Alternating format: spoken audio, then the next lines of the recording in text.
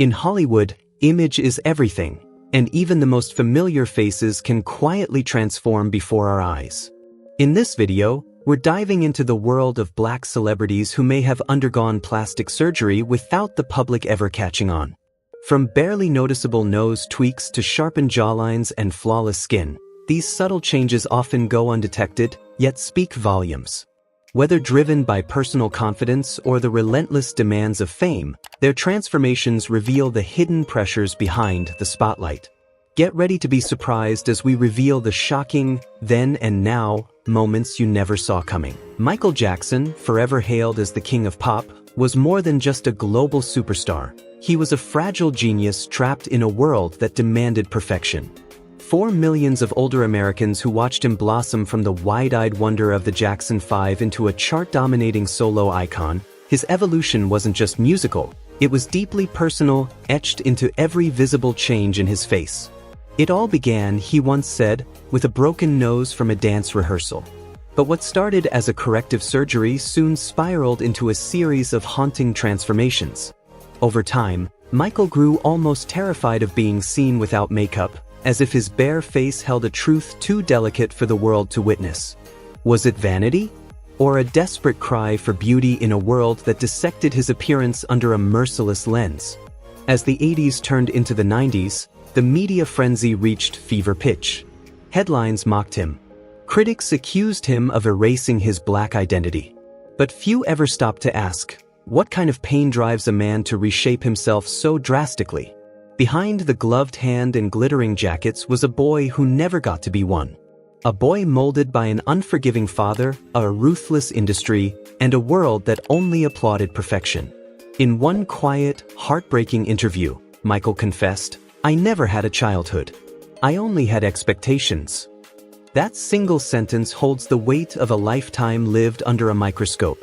Even as vitiligo changed his skin and surgeries altered his features, his eyes, those soulful, searching eyes, still revealed a man aching to be understood. Listen closely to songs like Man in the Mirror or Human Nature. You'll hear the whispers of someone not chasing fame, but peace. Not begging to be idolized, but to be loved. In the end, the tragedy wasn't just the surgeries or the tabloid ridicule. It's that the world worshipped the icon, but never paused long enough to truly love the man. Behind the legend was Michael, wounded, gifted, and quietly pleading to be seen. Whitney Houston wasn't just a singer, she was a vision.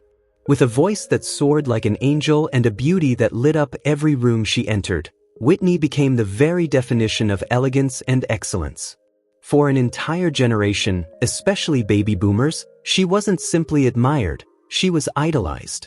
To them, she was the dream, grace, style, and the embodiment of the perfect woman. But perfection comes at a price. As the 1990s wore on, fans began to notice changes, subtle at first, but undeniable. Her nose seemed slimmer, her eyelids smoother, her cheekbones more sculpted. Whispers of plastic surgery, nose jobs, fillers, eyelid lifts began to circulate. One former studio staffer remembered, they told Whitney she had to be perfect. No signs of exhaustion, no room for flaws. The heartbreaking truth? Whitney never needed enhancements to shine. Her voice, her spirit, her soul, they were always enough. But the crushing weight of an industry obsessed with perfection may have pushed her to alter the very face fans had come to love. Her story isn't just personal, it's painfully universal. It lays bare the toxic standards placed on women in entertainment, where aging is a sin and natural beauty is never quite enough. Some fans defended her choices, saying, "She did it for us, to keep looking like the Whitney we remembered." Others quietly mourned, whispering, "That's not the woman whose songs I used to cry to." Even a plastic surgeon, who chose to remain anonymous, once admitted, she didn't need a single procedure, but maybe she felt like she had no other option. That statement cuts deep, because it's not just about physical change, it's about losing the freedom to just be. Whitney was caught in a silent war between authenticity and expectation. And when someone loses that internal compass, the consequences ripple far beyond skin deep. They touch the soul. Her tragic passing in 2012 was more than a loss. It was a reckoning.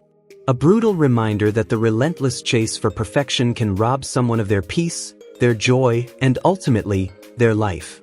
Whitney's legacy lives on, not just in her music, but in the cautionary tale her life became. Behind the dazzling spotlight was a woman who just wanted to be accepted for who she truly was. So maybe the real question isn't about Whitney. Maybe it's about us. Are we still demanding perfection from the women we admire? Or are we finally ready to love them and ourselves for the beauty that already exists? Janet Jackson has always embodied elegance, resilience, and rhythm. For those who watched her blossom from a soft-spoken TV teen into a global icon, her journey felt nothing short of magical. But as the years unfolded, so did subtle shifts in her appearance. First barely noticeable, then impossible to ignore. Her eyes looked wider, her nose more sculpted, her jawline more delicate. One former stylist, speaking off the record, once whispered, "Janet's the only artist I've ever known who walks on stage without ever checking a mirror." She never addressed the rumors. Never confirmed, never denied. But every time she emerged, the reaction was always the same. A hush, a curious glance, and the unspoken question, "Is that still her?" One longtime fan said it best, "I still hear the voice I fell in love with, but the face, it feels like a stranger." Being a Jackson came with its own gravity. Living in the shadow of Michael's towering legacy was never easy. But maybe the real weight wasn't the family name, it was us. The audience. The world.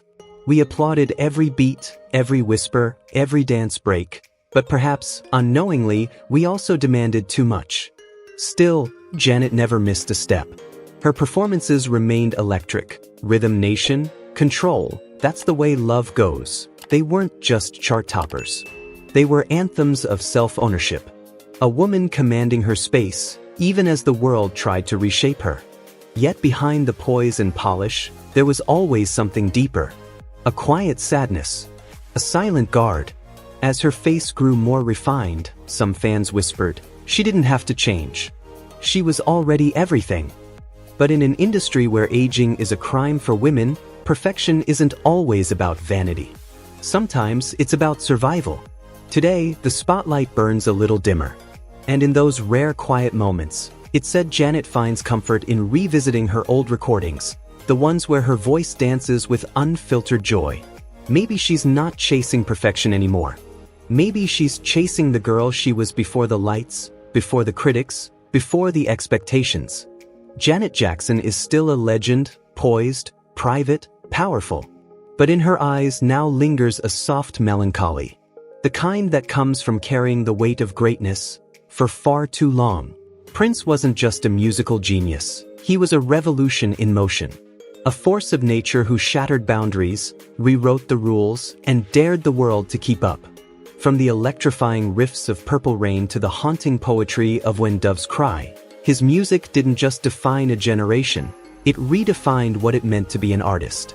But for many fans, it wasn't just the sound that captivated them. It was him. The image.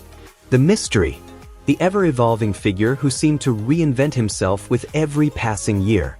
His style, his aura, even his face, always shifting, always elusive. One longtime stylist recalled, every year, it felt like Prince had a new face. Higher cheekbones, a narrower nose, a sharper jawline. His transformations weren't just fashion statements. They reshaped how he showed up in the world. Yet through all the whispers and headlines, Prince remained silent. He never explained, never defended. Some speculated he was distancing himself from his black identity. Others believed he was crafting something more radical, an identity that defied race, gender, and every box society tried to put him in. But Prince didn't care about your labels. He wasn't here to be understood. He was here to express, fully, fiercely, unapologetically. In that silence, there was power. He showed us that true freedom isn't about fitting in. It's about standing out, even when the world stares in confusion. Maybe he wasn't trying to become someone else.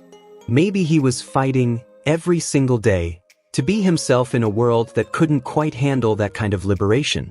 For Black artists especially, the pressure to conform is relentless. The space to be authentically different? far too rare. Prince shattered that mold. His life is a bold reminder. Why are we so eager to explain away uniqueness instead of celebrating it? In the end, Prince gave us more than unforgettable music.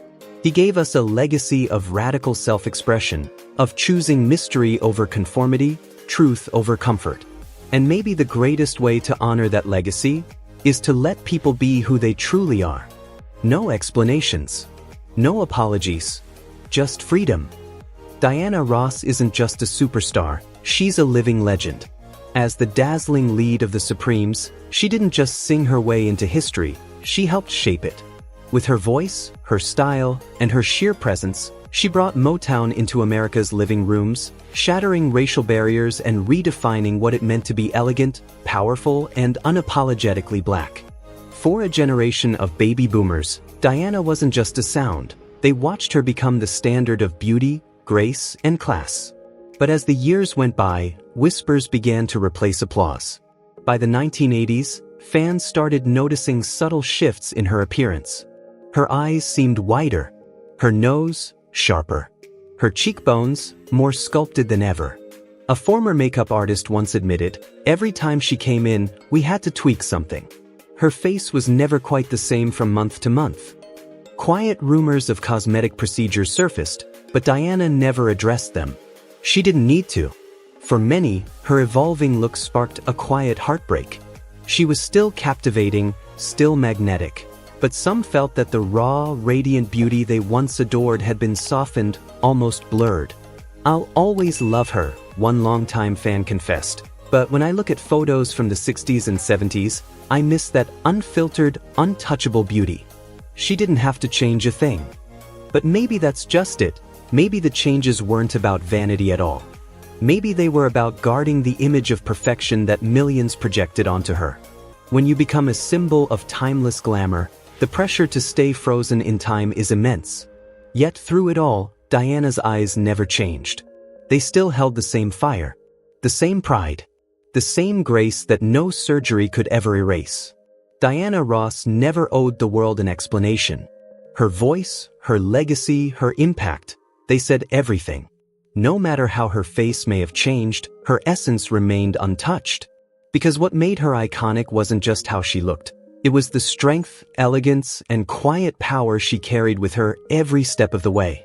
Tina Turner wasn't just a rock icon. She was a living, breathing symbol of unshakable strength. She endured one of the most publicized abusive marriages in music history, walked away with nothing, and then, in her 40s, did what few dared. She rebuilt her career from the ground up, storming back onto the stage with electrifying energy and soul that left crowds breathless. For millions, especially baby boomers, Tina wasn't just a performer. She was proof that reinvention isn't just possible, it's powerful. So when, in a quiet 1996 interview, Tina casually mentioned she'd had eyelid surgery, it felt like a jolt. It wasn't the kind of revelation people expected from someone who radiated such fearlessness. But in true Tina fashion, she didn't hide it. Speaking to a lighting assistant, she said simply, "The lights don't hit my face the way they used to. I had to do something." The procedure was minor, her face subtly refreshed, but something in the air shifted. Fans and critics alike began to ask, why would a woman who embodied self-assurance feel the need to alter anything at all? One columnist captured the unease perfectly. "If even Tina Turner needs fixing, what hope do the rest of us have to age with dignity?" Tina never explained herself further. She didn't justify, didn't apologize. And in that silence, there was power. In an industry and a world that pressures women, especially black women, to defy time and stay forever flawless, Tina's quiet choice spoke volumes. Her eyelid lift wasn't about vanity. It was about visibility. About the unspoken rules that say women must erase the years from their faces just to remain relevant.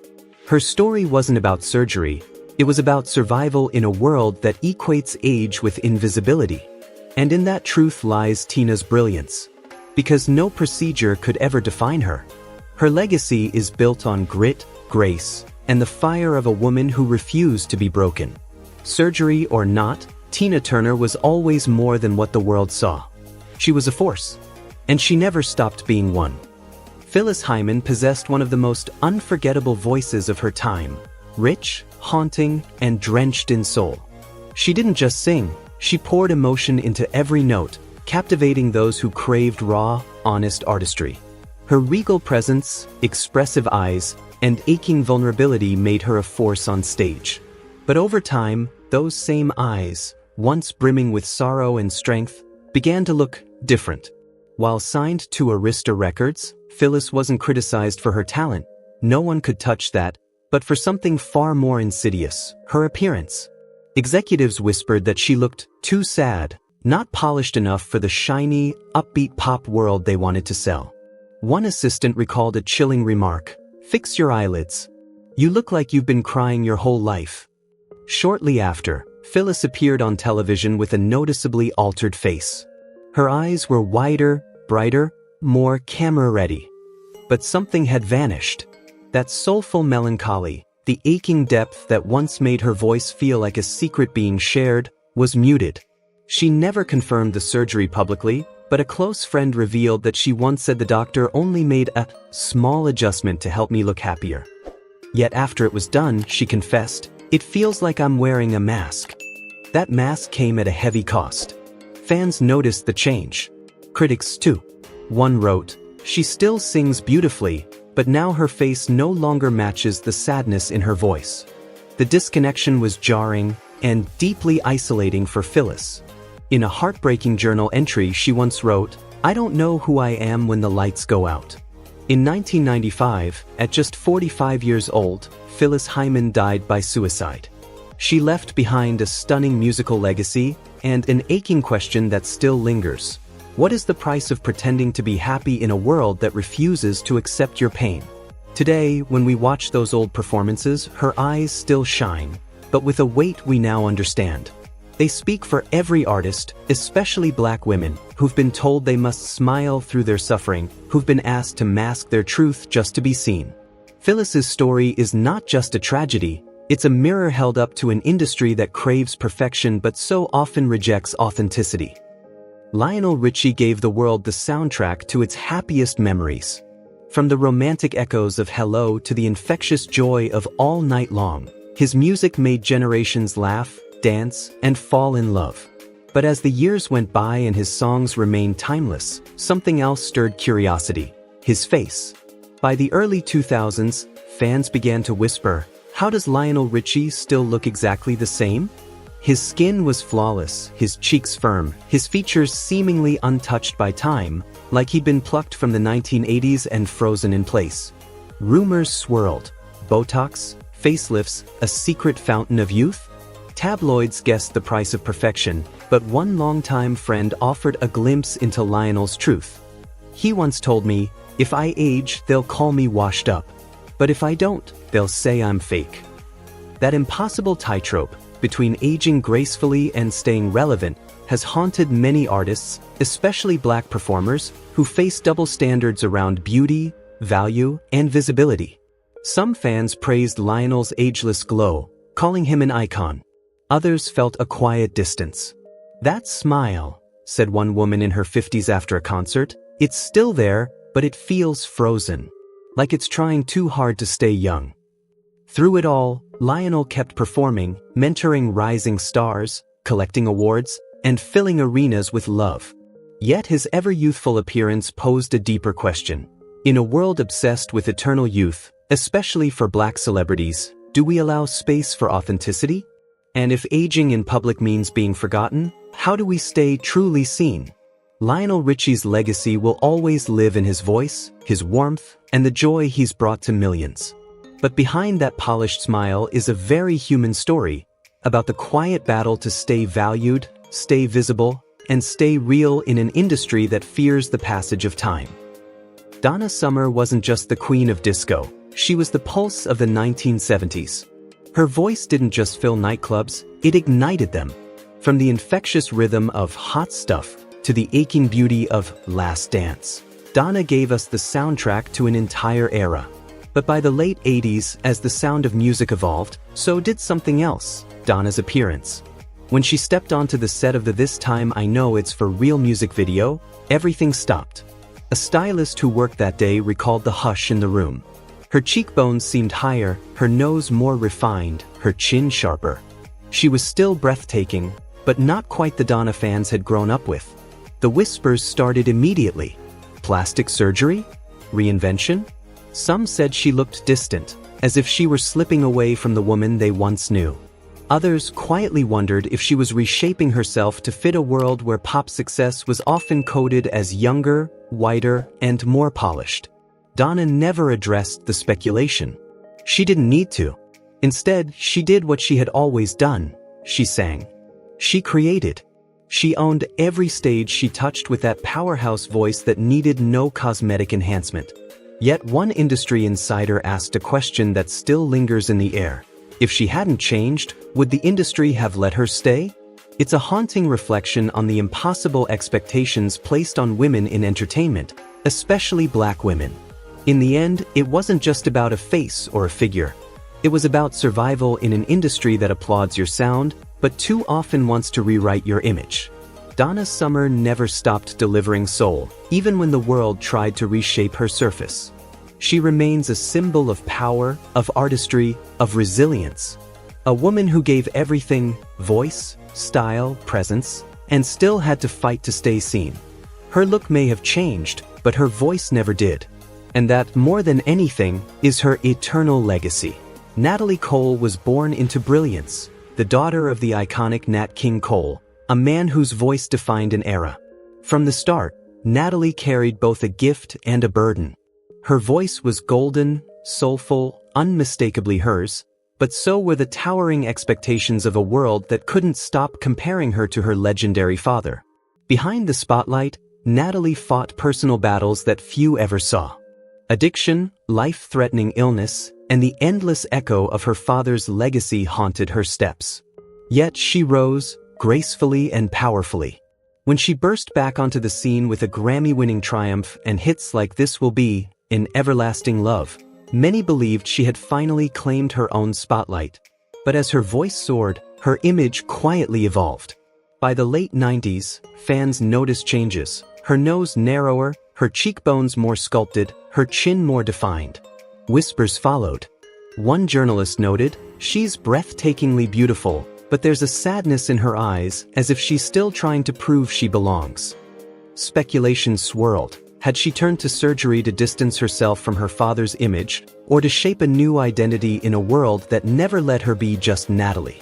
The public was divided.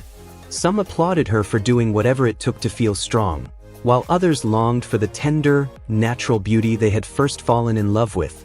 That softness, that quiet smile that felt so real. Natalie never gave explanations. She didn't need to. Her music did the talking, raw, vulnerable, and soul-deep. And when she passed in 2015, the conversation changed. People began to see the woman behind the legacy, the pain, the resilience, the fight to be seen for who she truly was. Perhaps that bittersweet smile she wore while singing "This Will Be an Everlasting Love" carried a truth we overlooked, that she was still searching for peace within herself. But in the end, it wasn't her changing face the world remembered. It was her strength, her voice, her relentless drive to step out from the shadow and shine in her own light. Natalie Cole will forever be remembered not for how she looked, but for the legacy she built with grace, fire, and a soul that refused to be silenced. Patti LaBelle has never just been a singer, she's been a revelation.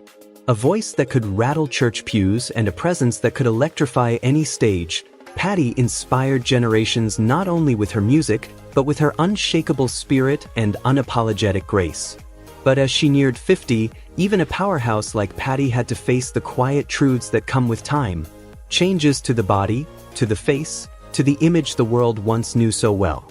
One of those changes, she chose to speak openly about. Patti revealed that she underwent eyelid surgery, not out of vanity, but to improve her vision. Yet after the procedure, fans and colleagues alike began to notice a shift. Her eyes looked brighter. Her face seemed more youthful. But something else, something intangible, felt missing. That familiar weight in her gaze, the soulful sorrow that used to bleed through every note, appeared softer, distant.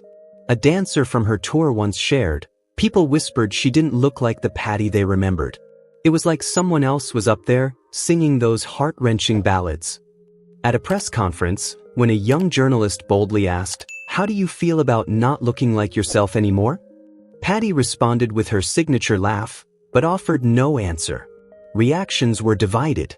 Some praised her decision, insisting she had every right to feel good, to look the way she chose. Others, though, mourned the change. They missed the raw emotion in her eyes from the late 70s, that haunting, vulnerable look that connected with audiences on a deeply human level. As one lifelong fan put it, "I miss the eyes from 1978. They told a story all by themselves." Does Patty regret the surgery? Only she knows. But here's what we do know. The beauty her fans remember was never about an eyelid or a wrinkle. It was in the feeling, in the memories her voice and eyes etched into our souls. Patti LaBelle is still Patti LaBelle. But like every great icon, her evolution is a reminder that even legends are human. And sometimes, the smallest change can awaken a quiet grief in those who've loved them the longest. Melba Moore was once said to be the woman whose nose shaped her destiny, not out of vanity, but because of the quiet, cruel whispers that followed her through the industry since the 1970s.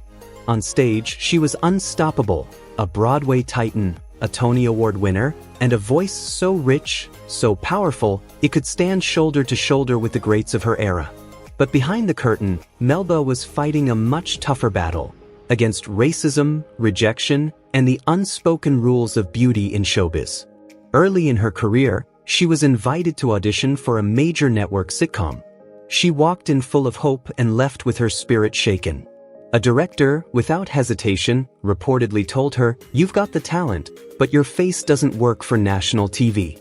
3 weeks later, industry insiders were stunned.